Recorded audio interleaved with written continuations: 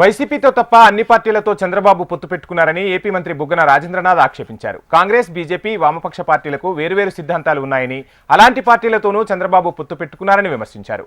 ఒక్కో పార్టీతో రెండేసిసార్లు పొత్తు పెట్టుకున్న ఘనత చంద్రబాబుకే దక్కుతోందన్నారు.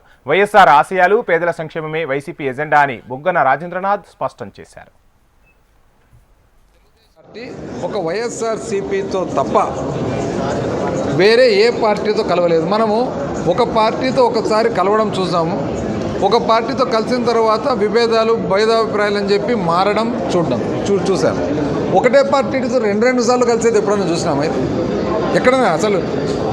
ఎక్కడైనా ఈ ఒకటే పార్టీలో ఇప్పుడు ఎన్నిసార్లు కమ్యూనిస్ట్ పార్టీలతో ఎన్నిసార్లు కలిసింది తెలుగుదేశం పార్టీ, బీజేపీతో ఎన్నిసార్లు కలిసింది తెలుగుదేశం పార్టీ, టీఆర్ఎస్తో కలవడం కూడా మీరు ఒకసారి బాగా గమనియండి. కాంగ్రెస్ పార్టీకి, భారతీయ జనతా పార్టీకి కంప్లీట్గా ఐడియాలజీ డిఫరెన్స్. కమ్యూనిస్ట్ పార్టీస్కు, బీజేపీకి కంప్లీట్గా ఐడియాలజీ డిఫరెన్స్. మన జనసేన పార్టీ ఐడియాలజీ మనకి ఇంకా క్లారిటీ రాలేదు.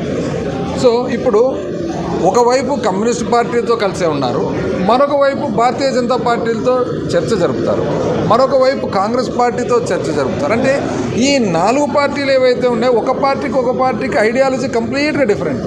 అయినా అందరితో కలుస్తారు, అందరితో సంప్రదింపులు జరుపుతారు. మరి అంటే మాకైతే ఈ ఐడియాలజీ అర్థం, మా సింపుల్ ఐడియాలజీ ఒకటే పెట్టుకున్నాము.